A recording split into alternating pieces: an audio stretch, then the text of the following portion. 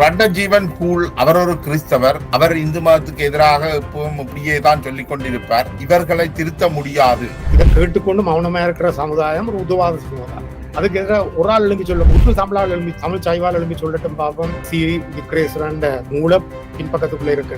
அதான் என்னுடைய கருத்து. அதாவது சச்சிதானந்தன் போன்றவர்கள், அதாவது பிஜேபியினுடைய இந்து சமய தீவிரவாதிகளாக கருதப்படக்கூடிய அல்லது சங்கிகள் என்று சொல்லப்படுகின்ற RSS என்ற பிரிவு யாழ்ப்பாணத்துக்குள்ள மிக தீவிரமாக ஊடுருவி காட்டுது. நான் சரியான வேலை இல்லாமல் கையை கட்டி கொண்டிருக்கிறது யாழ்ப்பாணத்துக்கு அவமானம். பறங்கி அப்படி சொன்னவருக்கு எதிராக ஒரு தண்டனையும் இல்லை. அதுதான் யாழ்ப்பாணம். அதாவது தாங்கள் இழைக்கின்ற தவறுகளை திருத்துறதுக்கு முயற்சிக்கிறதுக்கு மாறாக அந்த தவறுகளே நடக்கையில அல்லது அது பொய் என்ற மாதிரி பிரச்சாரம் பண்ண பார்க்க மட்டுமில்ல துரோகி கொண்டு வந்தது தமிழர்கள் தான்.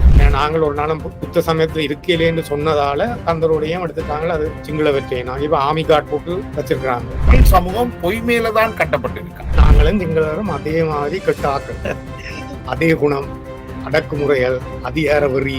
சிங்களவர் செய்ததுதான் பிள்ளை, நாங்க செய்தது பிள்ளை. நீங்கள் தமிழனாக வாழ விரும்புகிறீர்கள், ஆனால் தமிழ் சமூகம் உங்களை தமிழன் இல்லை என்று சொல்லுது. கிட்டத்தட்ட அதான் துக்கம், சரியான துக்கம். அதான் இந்த குடும்பத்தாக சொல்லி பிள்ளை எல்லாம் சொல்லினும் ஏன் அவங்களோட இருக்கிறீங்க வந்து எங்களோட இருந்தோம். வணக்கம் நேயர்களே, இன்றைக்கு தேசம் நெட்டுக்கு மிகவும் அறிமுகமானவர். நீண்ட இடைவேளைக்கு பிறகு யாழ் அமெரிக்கா பல்கலைக்கழகத்தில் இருந்து யாழில் சென்று வாழ்கின்ற பேராசிரியர் ரத்னஜீவன் பூல் அவர்களை இன்று சந்திக்கின்றோம்.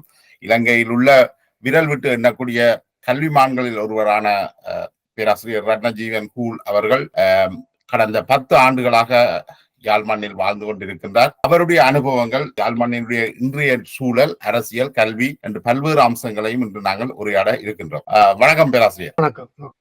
நீங்கள் இந்த முடிவு யாழ்ப்பாணத்துக்கு மீள வந்து இருக்கின்ற என்ற முடிவை எடுத்தது இன்றைக்கு இந்த 10 ஆண்டு அனுபவத்துல அதை எப்படி பாக்குறீங்க? அந்த முடிவு சரி என்று நினைக்கிறீங்களா அல்லது அது சம்பந்தமான மீள் பார்வை உங்களுக்கு இருக்கா? எனக்கு அது சரின்னு தான் படுது. அமெரிக்கால இருந்தா சும்மா படம் பார்த்து கொண்டுதான் இருக்கணும். இங்க என்ன எனக்கு செய்யறதுக்கு என்ன காரியங்கள் இருக்கு, யோசனமான காரியங்கள் எனக்கு செய்யறேன். அந்த காரியங்களை உங்களை செய்ய அனுமதிக்கல தானே. இப்ப நீங்கள் ஒரு பேராசிரியர், துணைவியாரும் ஒரு பேராசிரியராக இருந்தவர். அந்த கடமையை உங்களால இங்க செய்ய முடியல முடியலத்தான். அப்படி அதே நேரத்துல நானுங்க இருக்கிறதால இவர்கள் சிறுபான்மை சமயங்களை சேர்ந்தாக்களை இடம் கொடுக்க மாட்டார்கள் என்றதை அதை கண்ணுக்கு முன்னால வச்சிருக்கீலுமே இருக்கு. நான் விட்டுட்டு போனா அதெல்லாம் மறந்துவோம். யாழ்ப்பாணம் என்ன மாதிரி இடம்ன்றது காட்டுது. நான் சரியான வேலை இல்லாமல் கையை கட்டி கொண்டிருக்கிறது யாழ்ப்பாணத்துக்கு அவமானம். சின்ன ஒரு உதாரணமா சொல்றேன். தமிழரசு கட்சியில இமானுவேல் ஆனல் அவருக்கு எதிராக இது கட்சி கூட்டத்துல பறங்கி கிறிஸ்தவன் அது இது எல்லாம் இவர் நம்பி அடிச்சு போட்டார். அதை அடிச்சது போல அப்படி சொன்னவருக்கு எதிராக ஒரு தண்டனையும் இல்லை. அதுதான் யாழ்ப்பாணம். யாழ்ப்பாணம் மட்டுமே இலங்கையும் தான் இந்த நாடு தண்டனை இல்லாத நாடு. இன்னமும் செய்யலாம். ஒரு கட்டுக்கோப்பான அரசியல் சட்ட ஒழுங்கு நடைமுறை இருக்கிற ஒரு நாட்டில பேராசிரியராக இருந்து விட்டு இப்படி ஒரு தண்டனையே இல்லாத ஒரு ஒழுங்குமுறைகள் இல்லாத ஒரு பகுதியில நீங்கள் வாழ்றதுன்றது இவ்வளவு சிக்கலானதாக உங்களுக்கு படுகுது? சிக்கல்னு எனக்கு இல்ல. எனக்கு இங்க இருக்கிறதுக்கு வாழ்றதுக்கு வசதியா வாழ்றதுக்கு காசு இருக்குது, நண்பர்கள் இருக்கிறார்கள், கதைக்கிறதுக்கு ஆக்கள் இருக்கணும். நிறைய அமெரிக்கால இருந்தா எல்லாம் இப்ப இளைப்பாறிய வயது வந்தபடியே அங்க சும்மாதான் இருக்கணும். 10 ஆண்டுகளுக்கு முதல் நான் உங்களை ஒரு நேர்காணல் எடுக்கின்ற போது நீங்கள் குறிப்பிட்டிருந்தீர்கள், நான் ஒரு பீக்குளத்து மீன் என்று. அது யாழ்ப்பாணத்தை ஒரு பீக்குளம் ஆகவும் அதுல வாழ பழகிய ஒரு மீனாகவும் தான் அர்த்தப்படுத்தி இருந்தீங்க. அது மட்டும் இல்ல, பீக்குளத்து மீன் வெளியில வாழ்ந்ததுன்னா செத்துப்போம். அப்படியே நான் வாழ்றேன்னா அந்த பீக்குளம் என்றாலும் வாழத்தான் வேணும். அதான் என்னுடைய கருத்து. அந்த யாழ்ப்பாண சமூகம் இந்த பீக்குளத்துல இருந்து ஒரு நிலைக்கு மாற இல்லையா? இன்னும் அதே நிலைமையில தான் இருக்கா அல்லது அதிலும் பார்க்க மோசமான நிலைக்கு போயிட்டா? மோசமானதான் நான் நினைக்கிறேன். யோசிக்கக்கூடிய எல்லாரும் மெல்ல மெல்லமா போயிடும். இங்க இருக்கிறாக்கள் போயிலாதாக்கள் தான் பொதுவாக சொல்லணும். கொஞ்சம் பேர் இருக்கிற கருத்தை சொல்ல பயப்படுறாக்கள் தான் கிட்டத்தட்ட எல்லாரும். சில காரியங்கள் அப்படி நேருக்கு நேர தெரிஞ்சாலும் அதை நேர சொல்ல ஒரு தயக்கம். அந்த நிலைமை ஏன்?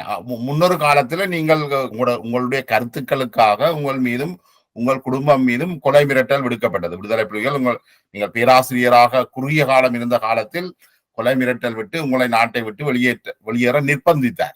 இன்றைக்கு என்ன பிரச்சனை? இன்றைக்கு யார் அந்த கொலை மிரட்டலை செய்யணும்? அல்லது யாருக்கு பயப்படணும்? அதிகாரத்தில் இருக்கிற ஆக்களுக்கு தான் பயப்படணும். அது அந்த பழக்கம் வந்தது நான் நினைக்கிறேன் புலியல் காலத்துல. ஒன்றும் எதிர்த்து பேச முடியாது, எதிர்த்தா சுட்டுடுவாங்க. அதை பழகி இப்ப அதுதான் தொடருது. உதாரணமா எனக்கு தெரியும், ஒரு பள்ளிக்கூடத்துல தகப்பன் பிரின்சிபலுக்கு எதிராக என்னையோ சொன்னதுக்கு நான் கேள்விப்பட்டது கிரிக்கெட் டீம்ல போட இல்லை.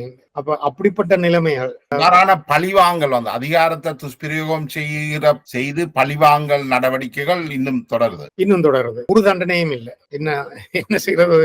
புலம்பெயர்ந்த நாடுகள்ல இருந்து சிலர் ஏற்கனவே வந்து மீள்குடியேறி இருக்கிறார்கள், வியாபார நிறுவனங்களை தொடர்ந்து இருக்கிறார்கள். விரல் விட்டு எண்ணக்கூடிய இன்னும் சிலர் வர எத்தனிக்கிறார்கள் அல்லது விரும்புகிறார். இவர்களுக்கு உங்களுடைய ஆலோசனை எப்படி என்னவா இருக்கு? வாங்க, நீங்க வெளியில இருக்கிறார்கள் வந்தால்தான் எங்கிட்ட நிலைமை மாறும். ஒன்று ரெண்டு பேர் இதெல்லாம் பற்றி கதைச்சு பிரயோசனம் இல்லை.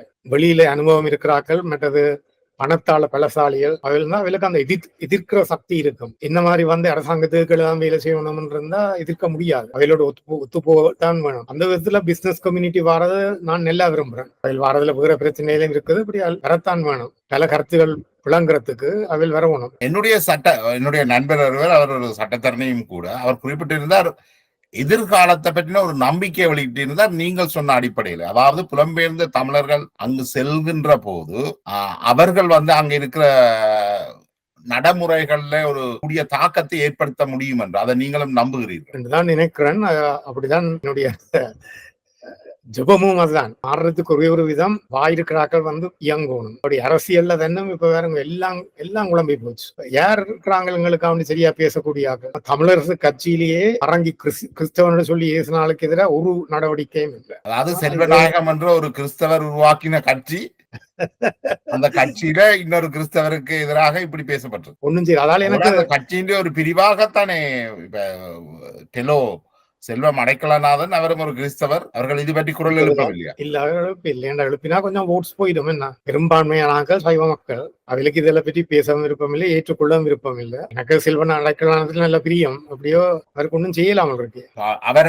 அவர் தன்னுடைய வாக்கு வங்கியை காப்பாற்ற வேண்டும் என்றதுக்காகத்தான் இது விடயம் சம்பந்தமா அமைதியா இருந்தாருன்னு நினைக்கிறீங்களா? பிரச்சனை வேண்டாம்ன்றதுதான். வாக்கு வாங்கி அவற்றை பிரதானமான வாக்கு வாங்கி அப்படியே இருக்கும். அப்படியே இந்த தேர்தலில் ஒரு 5-100% மாறினாலே எல்லாம் பிழைக்கும். சாதி, பொம்புளியல் இதுகள் எல்லாம் அரசியல்ல பெரிய சிக்கல்களை உண்டாக்குது. கீழ்ச்சாதியாக்களை முன்னேற்றது நல்லது. அப்படியோ முன்னேற்றினால ஒரு 5%, 10% வாக்கு குறையும். வாக்கு குறைஞ்சால் பிறகு சாதிய பெண்றாக்கள் தான் முன்னுக்கு. ஒடுக்கப்பட்ட சாதிகள், நாங்க கீழ்ச்சாதி என்றதை தவிர்க்கிறது நல்ல நினைக்கிறோம். ஒடுக்கப்பட்ட சாதிகள் என்ற அடிப்படையில அவர்களை முன்னேற்ற கூடாது என்ற ஒரு பார்வை இருக்கா இப்போ, அல்லது அவர்களை முன்னோர விடக்கூடாது என்று? அப்படித்தான் நான் நம்புறேன். அப்படி நினைக்கிறார்கள். சின்ன சின்ன இதுகள் எல்லாம் ஒரு 3-4 வருஷத்துக்கு முதல் நெல்லியடியில ஒரு பள்ளிக்கூடத்துல மாணவரே ஒரு ஒடுக்கப்பட்ட சாதியால ப்ரீஃபெக்ட் ஆக்கினது. அதை எதிர்த்து நிப்பாட்டினவங்க என்ன, குறிப்பாக வடமராட்சின்னா தெரியும் தானே.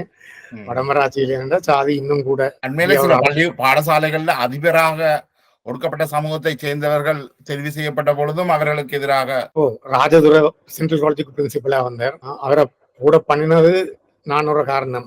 அப்ப நான் யூஜிசியில இருந்தேன். நான் அவரை கவுன்சிலையும் போட்டது, யூனிவர்சிட்டி கவுன்சில்ல. அப்படி அவரை சுட்டுட்டாங்களே என்ன ஆக உண்டு. அவர்கிட்ட செத்த வீட்டுல நியாயமான மாணவர்கள் வந்தாங்க, அதுக்கு எதிர்ப்பு தெரிவிச்சு. அது ஒரு விலையான காரியம்.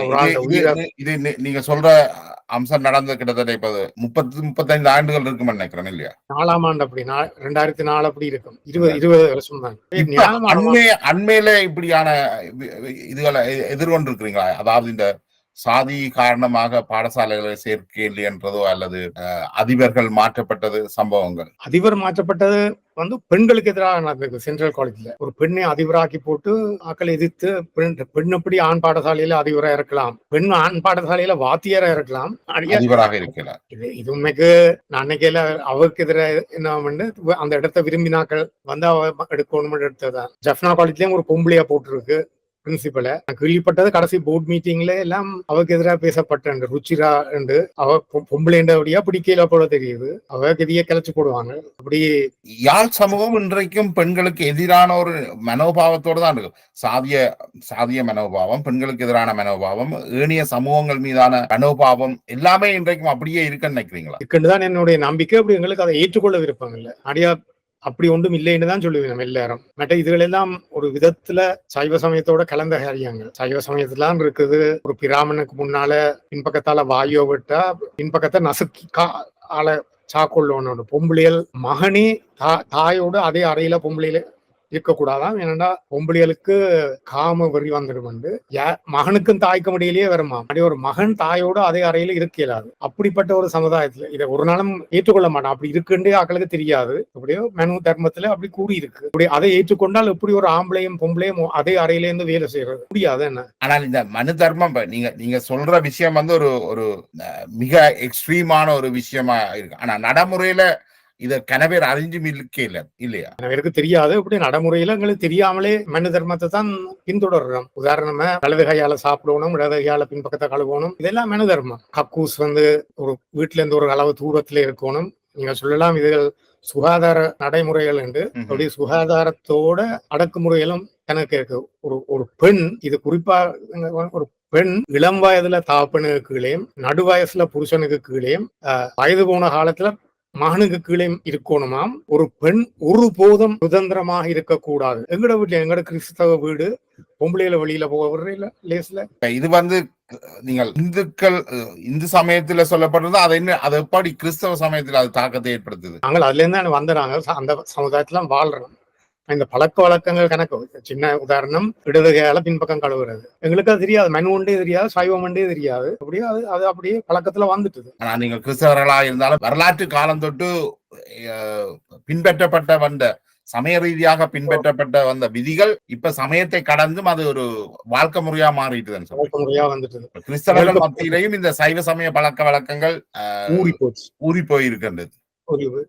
நான் மனதிர்வம் படிப்பிச்சுட்டு இருக்கிறேன் அமெரிக்கால வேற காரணங்களுக்கு. அப்படியோ ஒரு கோர்ஸ்ல பொலிட்டிக்கல் இக்கானமி ஆஃப் சவுத் ஏசியான்னு ஒரு பாடம் படிப்பிக்க சொல்லி கேட்டிருந்தார்கள். அதுல மனு தர்மத்தையும் படிப்பிச்சேன் நான். யாழ் ஊடகங்கள் இது சம்பந்தமாக என்ன சொல்லுது? அதாவது பெண்களுக்கு எதிரான ஒடுக்குமுறை, சாதிய ஒடுக்குமுறை, மத ரீதியான ஒடுக்குமுறை, பிரதேச ரீதியான ஒடுக்குமுறை, இது சம்பந்தமா யாழ் ஊடகங்கள் என்ன கருத்தை வச்சிருக்குது? யாழ் பல்கலைக்கழகம் வச்சிருக்கு ஒன்றுமல்ல, அதிகாரத்தை பேணுறாங்க.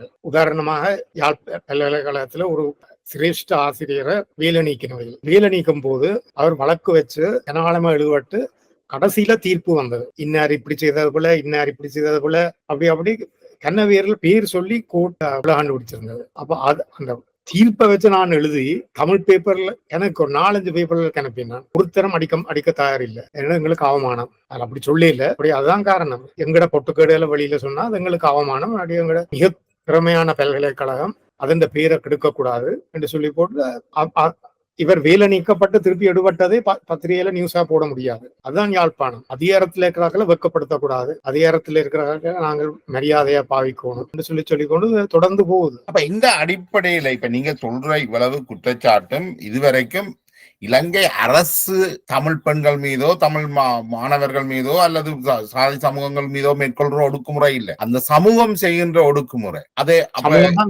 நாங்கள் இலங்கை அரசுக்கு எதிரான ஒடுக்குமுறைக்கு எதிராக நாங்கள் குரல் எழுப்ப அதுக்கு உரிமையும் இல்லை, அந்தஸ்தும் இல்லை. என்னன்னா அதே காரியத்தை நாங்கள் செய்யணும். உதாரணமா இப்ப இறங்க அந்த கீழ் மாகாணத்துல இருக்கிற பழைய புத்தகங்கள் எல்லாத்தையும் இவர்கள் எடுக்கிறார்கள், சிங்களாக்கள் எடுத்து பூசையெல்லாம் நடத்துறார்கள். அதுக்கு நடந்த காரணமே எங்களுக்கு நாங்கள் ஒரு காலத்துல புத்த சமயத்தருவல் என்று சொல்ல விருப்பம் இல்லை. நாங்கள் கொண்டு வந்தது தமிழர்கள் தானே. அது இப்பதான் கதை வருது. என்னன்னா எங்களோட காரியம் எல்லாம் விடுபடுறவுடைய கடைசி 200 வருஷமா அதை தமிழ் மக்கள் ஏற்றுக்கொள்ளவில்லை. நாங்கள் ஒரு காலத்துல புத்த மக்கள் என்று சொன்னால் இவர் சைவ சமயத்துக்கு எதிர் என்று சொன்ன மாதிரி அப்படி வந்துட்டு இப்ப கந்தரோடையும் போயிட்டுது. ஏன்னா நாங்கள் ஒரு நாளும் புத்த சமயத்துல இருக்கலேன்னு சொன்னதால கந்தரோடையும் எடுத்துட்டாங்க. அது சிங்கள வெற்றினா இப்ப ஆமி கார்டு போட்டு வச்சிருக்கிறாங்க. அப்படி செய்ய நீங்க யாழ்ப்பாணத்துக்குள்ள வந்து பாத்தீங்கன்னா எல்லா இடமும் முதல் ஒரு சின்ன சிலையா போடுவாங்க. பிறகு அந்த சிலைக்கு ஒரு சுத்தி வர ஒரு சின்ன கட்டிடம் போடுவாங்க. பிறகு அரசாங்க காணியை அப்படி எடுத்து அது ஒரு பெரிய சைவ கோயிலா மாறிடும். அது சரி. அதை பற்றி கதைச்சால் நாங்கள் சைவ சமயத்துக்கு எதிரான ஆட்கள். அப்படியும் அதே சாமான் தானே அங்க சிங்களவர் செய்து கொண்டு இருக்கிறோம். அதை பார்க்க விருப்பம் இல்லை, கேட்க விருப்பம் இல்லை. எனக்கு இன்னும் ஆராய்ச்சிகள் காட்டுது சைவ சமயத்துக்கு முதல் மணிக்கியன் என்ற இந்த கிறிஸ்தவ சமயத்திலே ஒரு சின்ன பகுதி பிரிஞ்சு வந்த பகுதி, அந்த மணிக்கியன் தான் மணிவாசர் மாறினது. ஆராய்ச்சி செய்து கண்டுபிடிச்சாலும் அதில் பற்றி எழுத விட மாட்டாங்க. இப்ப நாங்கள் வாழ்ந்த காலத்தோடு ஒப்பிடுகின்ற போது 80களில் நாங்கள் பாடசாலை சென்று வருகின்ற காலங்கள்ல வந்து இந்த மதம் என்றது ஒரு எங்களோட வாழ்க்கை என்ற ஒரு முக்கிய அம்சமா இருக்கே. ஆனால் இன்றைக்கு புதிய தொழில்நுட்பங்கள் இதுகளெல்லாம் பாவிக்கின்ற பொழுது அதை பார்க்கின்ற போது மதம் வந்து மிக ஆதிக்கம் செலுத்துகின்ற ஒரு நிலைமையை நாங்க வடக்கு கிழக்குல காண்றோம். இந்த வாட்ஸ்அப் குரூப் அதுகள் எல்லாம் ஏனைய சிறுபான்மை மதங்களுக்கு எதிரான பிரச்சாரங்கள் போன்ற விஷயங்கள் மிக தீவிரமாக நடைபெறுகிறது. இது இந்த பின்னணி என்னன்னு பாக்குறீங்க? இந்த பின்னணி நாங்களும் சிங்களரும் அதே மாதிரி கெட்டாக்கள், அதே குணம், அடக்குமுறைகள், அதிகார வெறி, சிங்களவர் செய்யறதுதான் பிள்ளை, நாங்க செய்யறது பிள்ளை இல்லை. இது அடிப்படை தன்மை. எங்களுக்கு ஒன்றும் செய்யலாது. இந்த நாடு கஷ்டம் திருத்தி எடுக்க சரியா படிப்பிக்கணும். படிப்பிக்கிறதுக்கு விடுவார்களோ என தெரியாது. இதெல்லாம் வெளியில வரணும். என்ன உண்மைக்கு எங்களோட பெண்மத தன்மை சரியான பெண்மதவராக ஒரு முஸ்லீமாக இருக்கிற யாழ்ப்பாணத்தில் வாழ்கின்ற ஒருவர் ஒரு பாதுகாப்பான நிலையை உணரக்கூடியதா இருக்கா? முஸ்லிம்ஸ் என்ற அனுபவத்தை பாத்தீங்கன்னா அவர்களை நாங்கள் 1990 கிளச்சி விட்டுனாங்க.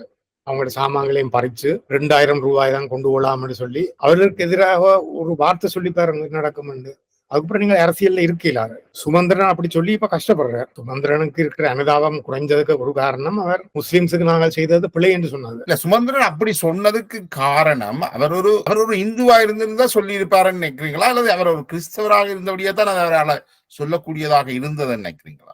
கிறிஸ்தவர் ஆனபடியால் கொஞ்சம் சொல்றது கொஞ்சம் லேசு. அதாலதான் சொன்னவர்ன்னு நான் சொல்ல மாட்டேன். இந்த யோசிக்கிற ஆளுக்கும் இது தெரியணும். ஆர்மோனாவலர் எடுத்தீங்கன்னா இதே பிரச்சனை என்ன, நல்ல போதுமான அளவு ஆதாரங்கள் இருக்குது. அவரை பற்றி இருக்கிறது எல்லாம் பொய், போய் ஒரு ஆள் சொல்லட்டும் பாப்போம் அது பொய். கிறிஸ்தவர்கள்ட்ட சொன்னா பயப்படுகிறார்கள் அதை சொல்ல. சைவ சமயத்தாக்கள்கிட்ட சொன்னா அது தங்கட இவர் சாதி எங்களுக்கு இந்து சமயத்துக்கு எதிரானால் இதை சொல்றாருன்றாங்க. இதை பற்றி ஒன்றும் பேச முடியாது. இப்ப யாழ்ப்பாணத்தை நீங்கள் ஒரு பீக்குளமாக சுட்டி காட்டி இருந்தீங்கள். அதை நாங்கள் பார்க்கக்கூடியதாகவும் இருக்கு. அது இந்த நடைமுறைகளை யாழ்ப்பாணத்தை ஒரு தமிழர்களுடைய பண்பாட்டு தலைநகரமாக, கலாச்சார தலைநகரமாக, ஒழுக்கத்தின் ஒரு அமைவிடமாக வர்ணிக்கின்ற நிலையை நீங்கள் எப்படி பாக்குறீங்க? இதுகள் எல்லாம் அதுக்கு அடுத்த தலைமுறை தான் செய்யணும். என்ன நாங்கள் எல்லாம் கெட்டு போனோம். அப்படி வளர்ந்து எல்லாரையும் நான் சொல்லல, அப்படி பொதுவாக இது ஒரு கூடாத சமுதாயம். இந்த புது தலைமுறையத்தான் நாங்கள் வடிவா படிப்பிச்சு எடுத்தா இன்னும் ஒரு சான்ஸ் இருக்கு. எல்லாத்துக்கும் அந்த சந்தர்ப்பமே இல்லை முன்வர்றதுக்கு. இப்ப நீங்கள் சொன்ன விஷயங்கள் எல்லாத்தையும் தொகுத்து பார்க்கக்குள்ள, அதாவது ஆறுமுக நாவலரை பற்றின விடயங்கள், நாங்கள் பௌத்தர்களாக இருந்த விடயங்கள், நீங்கள் இங்கு உங்களோட தகமையோட வந்த பொழுதும் நீங்கள் ஒரு தகமை இல்லாதவர் என்று சொல்லித்தான் உங்களுக்கு வாய்ப்புகள் மறுக்கப்பட்டது. அதுக்கு மேல பாத்தீங்கன்னா இன்றைக்கு நாங்கள் பிரபாகரன் இருக்கிறார் இல்ல இந்த உண்மைகளை கூட நாங்கள் அறிய தயாரில்லாதவர்களா இருக்கிறோம். யாழ் சமூகம் ஒரு விதத்துல தமிழ் சமூகம் பொய் மேலதான் கட்டப்பட்டிருக்கா. அது அடித்தளம் பச்சை பொய்ன்னு தான் சொல்லணும். நான் அந்த ஒரு புத்தகம் எழுதினா அதுல நீங்களும் மகிழ்ச்சி இருக்கிறீங்க. ஹெரிட்டேஜ் ஹிஸ்டரிஸ் எங்களை பெருமைப்படுத்தும் சரித்திரங்களை உண்டாக்குறது, அதுதான் பொதுவான குணம். என்ன எங்களை பெருமைப்படுத்துதோ அதை உண்டாக்கி மெய் என்று சொல்லி அதை எதிர்க்கிறாக்களை கலட்டி விடணும். சென்ட் ஜான்ஸ் 200 வருஷமாம், 200 வருஷம் இல்ல. சென்ட்ரல் காலேஜ் 200 சொச்ச வருஷமாம், அதுவும் இல்ல. அப்படியோ சரி வடிவ 6000 ஆளுக்கு உண்மை தெரியும். அப்படி செய்ய ஒருத்தரும் தயார் இல்லை. என்ன அதுங்கிட்ட பெருமையா குறைச்சு விடும். இனங்கள் மதங்கள் கடந்து யாழ் சமூகம் என்றது ஒரு பொய்மைக்குள்ளதான் கட்டப்பட்டு கொண்டு வருது. அப்படித்தான் நானும் நினைக்கிறேன். முழுக்க போய் நாங்கள் ஒரு மாய உலகத்துக்குள்ளதான் வாழ்றோமா? மாய உலகம் என்றாலும் எங்களுக்கு வசதியான எங்களை பெருமைப்படுத்துற ஒரு உலகம். அது பெரும்பான்மையானவர்களுக்கு தான் அதை செய்யலாம், மற்றவர்களுக்கு அதை செய்ய முடியாது. அப்படியே அந்த பெரும்பான்மை கதைகள் பறந்து கொண்டே போகும். நீங்கள் இந்த மனு நீதி என்ற விஷயத்தை காய்ச்சிருந்தீங்கள். இந்தியாவுல மோடி தலைமையிலான பாரதிய ஜனதா கட்சி மீண்டும் ஆட்சிக்கு வாரதுக்கான வாய்ப்புகள் கூடுதலாக இருப்பதாகவே நம்பப்படுது. அது மட்டுமில்ல, அவைகள் வந்தா யாழ்ப்பாணத்துக்குள்ளே வர வேண்டும் என்றுதான் கதைகள் இப்போ உலாவுது. அவையில் யாழ்ப்பாணத்துக்கு வந்துச்சோம்னா அதுக்கப்புறம் கிறிஸ்தவர்கள் முஸ்லிம்ஸுக்கு இங்க இடம் இருக்குமோ என தெரியாது. அது ஏற்கனவே இந்தியாவுல முஸ்லிம்களுக்கு எதிரான நடவடிக்கைகள் தீவிரமாக அவர்கள் நாட்டை விட்டே வெளியேற வேணும் என்ற அளவுக்கு கதைக்கப்படுது. இப்ப இது தொடர்ச்சியை நாங்கள் யாழ்ப்பாணத்திலையும் பாக்குறோம். இல்ல ஒரு மோடி சொல்றாரு உங்களோட தாலி கொடியை எடுத்து காங்கிரஸ் தான் முஸ்லிம்ஸுக்கு கொடுத்துருவாங்களாம். இதான் பகை அரசியல். பகை அரசியலுக்கு தலைவர் மோடி. அவரை எங்கட காரியங்களையும் நடத்த சொன்னா எங்கட தொப்பி போச்சுன்னு தான் சொல்லுவாங்க. யாழ்ப்பாணத்துல இப்ப யாழ்ப்பாணம் என்று சொல்றது முடிவுகள், அரசியல் முடிவுகள் பெரும்பாலும் விரும்பியோ விரும்பாலமோ யாழ்ப்பாணத்துலதான் அந்த தமிழ் அரசியல் என்ற முடிவுகள் எடுக்கப்படுது. இப்ப ஏனைய சமூகங்கள் மௌனமாக்கப்பட்டு கொண்டிருக்கு. அதாவது சச்சிதானந்தன் போன்றவர்கள், அதாவது பிஜேபியினுடைய இந்து சமய தீவிரவாதிகளாக கருதப்படக்கூடிய அல்லது சங்கிகள் என்று சொல்லப்படுகின்ற RSS என்ற பிரிவு யாழ்ப்பாணத்துக்குள்ள மிக தீவிரமாக ஊடுருவி நினைக்கிறேன் சமூகங்களுக்கிடையே மோசமான பிளவுகளை ஏற்படுத்தி கொண்டிருக்கலாம். 18ஆம் ஆண்டு உள்ளூர் தேர்தல்ல நோட்டீஸ் அடிச்சவங்க எல்லா இடமும் ஐவாக்களுக்கு தான் ஓட் பண்ணணும், மெட்டாக்களுக்கு ஓட் பண்ண கூடாது. எல்லாம் இவர் பின்னணியில சச்சிதானந்தன் அவர் ஒரு காலத்துல யூஎன் ஆபிஷியலா இருந்து ஓட்டி இப்படி இவ்வளத்துக்கு விழலாம்னு எனக்கு நம்பிலாது. யூஎன் ஆபிஷியலா இருக்க இந்த லிபரல் யோசனையிலாம் கட்டாயம் வலியுறுத்தி இருப்பேன். இப்ப அதெல்லாம் போயிட்டு என்ன செய்யலாமோ தெரியல அப்படிப்பட்ட ஆக்களோட. இப்ப இந்த தேர்தல்ல மோடி வெற்றி பெறுவாராக இருந்தால் இலங்கையின் வடக்கு கிழக்குல உள்ள குறிப்பாக வடமாகாணத்துல இது தீவிரமாக இருக்கிற வடமாகாணத்துல உள்ள சிறுபான்மை சமூகங்களின் நிலைமை என்ன? சாதிய ரீதியாக ஒடுக்கப்பட்டவர்கள் மற்றும் கிறிஸ்தவ மதத்தை சார்ந்தவர்கள், இஸ்லாமிய மதத்தை சார்ந்தவர்களுடைய எதிர்காலம் எப்படி இருக்குன்னு நினைக்கிறீங்க? எனக்கு இந்த யோசனையா கொஞ்சம் கலந்த யோசனைகள் தான் சொல்லணும். வேண்டாம், இந்தியா வர்றதால சிங்களவர்கிட்ட இருந்து ஒரு அளவுக்கு காப்பாற்றப்படுவோம். எல்லாத்தையும் எடுத்துக்கொண்டே போறார்கள். நான் சொல்றது அதுல அக்விசிட்டிவ் கல்ச்சர் இன்னத்தெண்டாலும் எடுத்து எங்களுடைய சொல்றது அதுல இருந்து தப்பலாம். அப்படி அவர் வந்தால கிறிஸ்தவ விதத்துல கிறிஸ்தவ சமுதாயம் அழிஞ்சு போகும் தான் நினைக்கிறேன். மோடி யாழ்ப்பாணத்துக்குள்ள வந்தால் கிறிஸ்தவ சமுதாயத்துக்கு என்ன நடக்குமோ எனக்கு தெரியாது, நிச்சயமா சொல்ல முடியாது.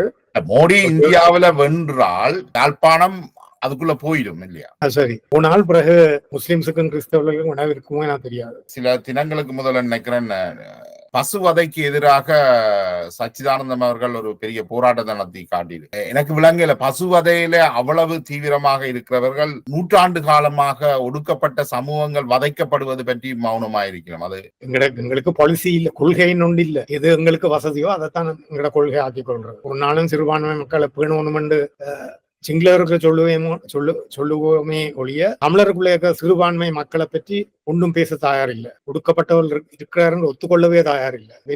இந்த நிலைமையில இப்ப அருண் சித்தார்த் போன்றவர்கள் எழுப்புகின்ற குரல் எவ்வளவு தாக்கத்தை ஏற்படுத்துது நினைக்கிறீங்க? என்ன பொறுத்தளவுக்கு இப்ப நான் அவரை கேட்டு ரசிச்சேன். நான் அது சொல்றது மெய்தான். அப்படியோ நான் கேட்டு ரசிச்ச ஒரு பிரிவு சொன்ன பொதுவா சமுதாயத்துல யார் கேட்கணுமோ எனக்கு தெரியாது. ஆக்கள் மௌனமா இருக்கிறபடியா சொல்றதும் கஷ்டம். என்ன ஃப்ரெண்ட்ஸ் இருக்கணும். பேராசிரியராக அவரை ரசிச்சேன்னு சொல்றீங்களா? ஆனா இன்னொரு பிரிவினர் அவர் ஒரு அரசாங்கத்துடைய ஆள், இராணுவ புலனாய்வு ஆள், இவ்வாறான குற்றச்சாட்டுகளும் மற்றது ஆவா குழுவுல இருந்தார், இவ்வாறான குற்றச்சாட்டுகளும் அவர் மீது வைக்கப்படுது இருக்குது. சொல்றதுதான் நான் சொல்றேன். அவர் சொல்றதுமே அந்த வீடியோல நான் பார்த்தேன். வீடியோல அவர் சொன்னதுமே எனக்கு கணக்க லிபரல்னு தெரிஞ்சாக்கள் கனவே நான் கணப்பினேன்.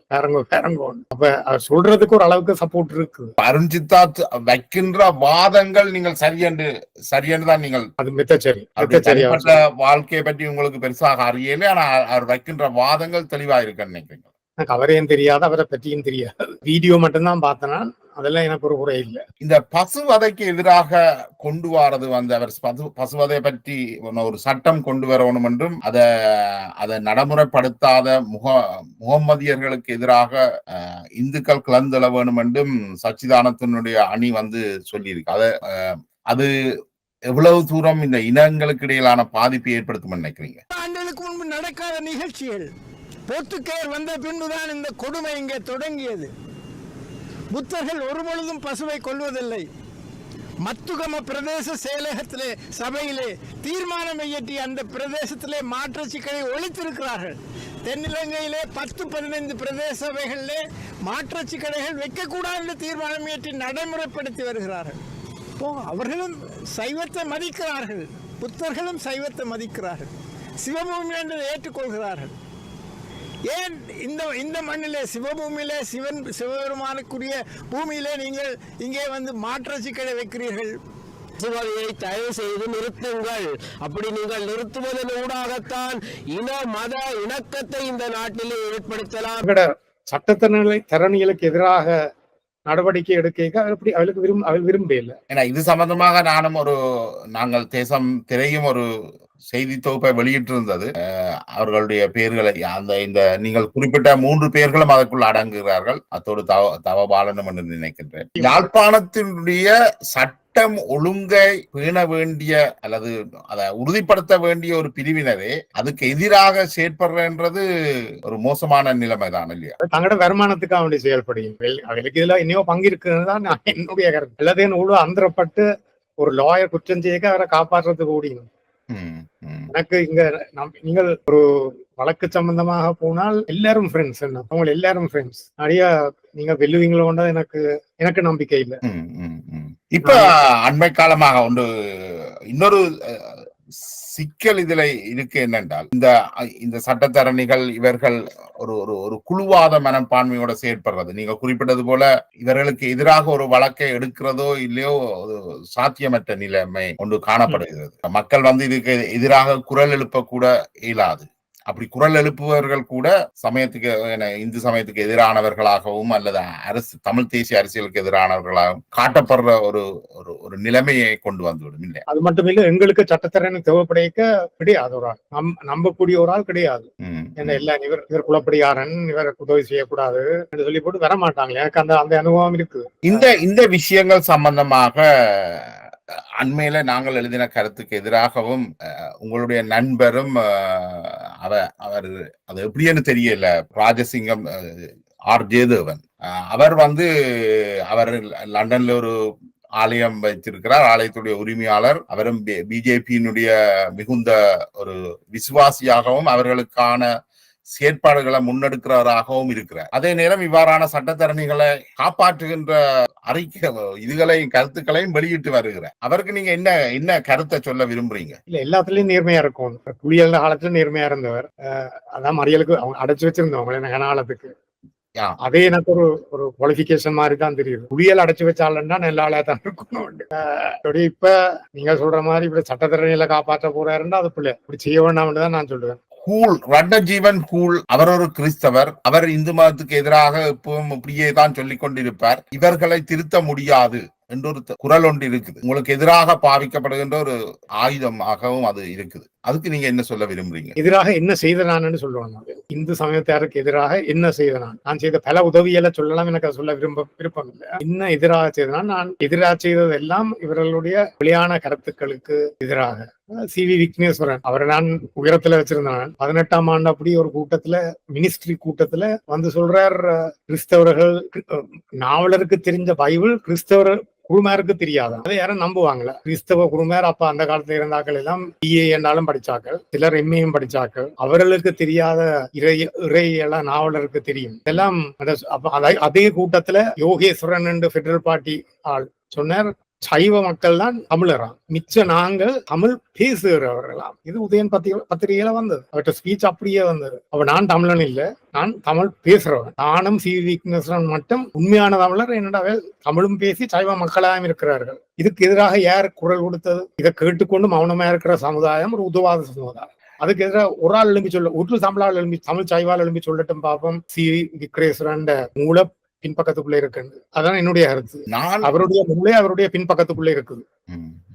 அப்படி சொல்லக்கூடிய ஒரு நீதவான் இல்ல, நீதி அரசர். என்ன நீதி அரசர்? அவருக்கு என்ன தெரியும்? உதவாதார். நான் அறிந்தவரை, நான் கிட்டத்தட்ட உங்களை கடந்த 20 ஆண்டுகளுக்கு மேலாக தெரியும் நினைக்கிறேன். நான் அறிந்தவரை நீங்கள் ஒரு தீவிரமான ஒரு தமிழ் தேசியவாதி. ஆனா விடுதலை புலிகளோ இன்றைக்கு இருக்கிற தமிழ் சமூகமோ உங்களை அப்படி பார்க்குது இல்லை. ஆனால் என்னை போன்ற கருத்தியல் வச்சிருக்கிறவர்கள் பெரும்பாலும் உங்களை ஒரு தீவிர தமிழ் தேசியவாதியா தான் பார்க்கணும். நீங்கள் கிறிஸ்தவராக இருந்த போதும் தீவிர தமிழ் தேசியவாதியா தான் பார்க்கணும். அதாலதான் நீங்கள் அந்த ஒரு பீக்குளத்து மீனாகவும் அதுக்கு வெளியில வந்தால் இறந்து விடுவீர்கள் என்ற அளவுக்கு உணர்வுகளும் இருக்கிறதுக்கு அதுதான் காரணம். இந்த முரண்பட்ட நிலை, ஒரு தீவிர தமிழ் தேசியவாதியாக காண்ற உங்களை தமிழ் தேசியத்துக்கு எதிரானவராக காட்டுகின்ற ஒரு தமிழ் தேசிய அரசியல் ஒன்று யாழ்ப்பாணத்துல இருக்குது. இந்த முரண்நகை உங்களோட தனிப்பட்ட உளவியல்ல என்ன தாக்கத்தை கொடுக்குது? சரியான துக்கம் எனக்கு. ஏன்னா நான் தமிழருக்காக வேண்டி கனகாரியங்கள் செய்திருக்கிறேன். இன்னும் இலகுபடுத்துறதாக இருந்தால், நீங்கள் தமிழனாக வாழ விரும்புகிறீர்கள், ஆனால் தமிழ் சமூகம் உங்களை தமிழன் இல்லை என்று சொல்லுது கிட்டத்தட்ட. சரி, அதான் துக்கம், சரியான துக்கம் எனக்கு. அதான் இந்த குடும்பத்தாக சொல்லி பிள்ளை எல்லாம் சொல்லினும், ஏன் அவங்களோட இருக்கிறீங்க, எங்களோட இருங்க. அதான் திருப்பி சொல்றது, இவங்களோட இருக்க வேண்டாம். அப்படியே அதே நேரத்துல எனக்கு கனவே இந்து மக்களுக்கு தெரியும், நல்ல நண்பர்கள், எனக்கு எதிராக ஒன்னும் பேச மாட்டணும், அப்படி எனக்காக வேண்டியும் பேச மாட்டணும். அதான் அந்த பிரச்சனை. அதுல தெரியும் பிள்ளைந்து ஆக்கள் சொல்றதே எனக்கு சொல்லுவேன், அப்படி சொல்றாங்க இப்படி சொல்றாங்க. அப்படியோ எனக்காக வேண்டி CV விக்னேஸ்வரன் சொன்னது யோகேஸ்வரன் சொன்னது பிள்ளைன்னு சொல்லட்டும் பார்ப்போம். ஒரு ஆள் சம்பந்தர் ஏன் சொல்லி இல்ல கிளச்சிருக்கணும் என்ன இது ஏண்டா இப்படி இருந்தா நாங்கள் இன்னும் பிளந்து கொண்டு போவோம். இருக்கிறாக்களும் விட்டுட்டு போவினோம். எங்களுக்கு வருங்காலம் இல்லை என்ற மாதிரி தான் நிலைமைகள் இருக்கிறது. அதான் நிலம். நன்றி. இந்த நீண்ட உரையாடலுக்கு பல்வேறு சமூக பிரச்சனைகளை நீங்க இதுல கொண்டிருக்கிறீர்கள். நாங்கள் மேலும் எங்களோட உரையாடலை தொடர்வோம். இது பல்வேறு சர்ச்சைகளையும் விவாதங்களையும் கிளப்பும் என்று நான் நம்புகிறேன். அதற்கான கேள்விகள் வரும்பொழுது அதுல இருந்து நாங்கள் தொடரலாம். ஒப்பண்டாலும் என்ன தொடர்பு சந்தோஷம் உங்களோட பேச. நன்றி. நன்றி.